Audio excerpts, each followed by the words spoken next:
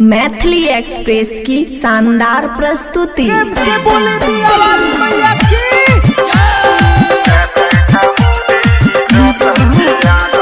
DJ Shiva वर्षम खुशी recording studio बलुआहा।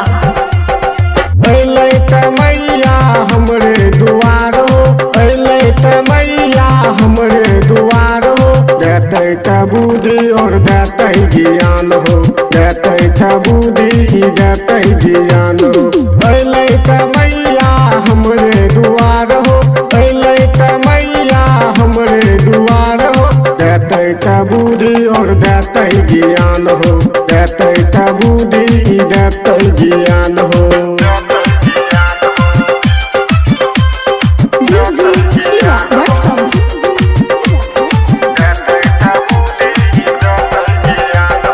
पंडा बोलेबै हुम करेबै, फूल के माला माई के चढ़ेबै। पंडा बोलेबै हुम करेबै, फूल के माला माई के चढ़ेबै। अइहे तो दी है भाग बदल गे माई, तू दी है तू भाग बदल गे। दी है तू बुद्धि और दी है ज्ञान गे, दी है तू बुद्धि और दी है ज्ञान गे। डीजे शिवा वर्षम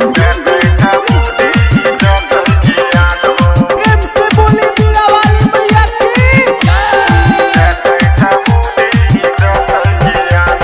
सब सखियन त गीत गाबै छौ, तोरे त मैया के याद करै छौ। सब सखियन त गीत गाबै छौ, तोरे त मैया याद करै छौ। दी है तू मैया किस्मत बनाई गे, दी है तू मैया किस्मत बनाई गे। दी है तू बुद्धि और दी है ज्ञान गे, दी है तू बुद्धि और दी है ज्ञान गे।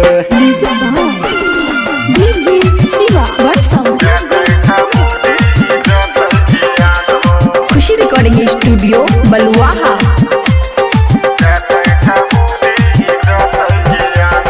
सब भैया के भाग बनई है, किस्मत ओकर तू ही बचई है। सब भैया के भाग बनई है, किस्मत ओकर तू ही बनई है। अशोक मार्शल पर करी है विचार गे, अशोक मार्शल पर करी है विचार गे। दी है तू बुद्धि और दी है ज्ञान गे, दी है तू बुद्धि और दी है ज्ञान गे।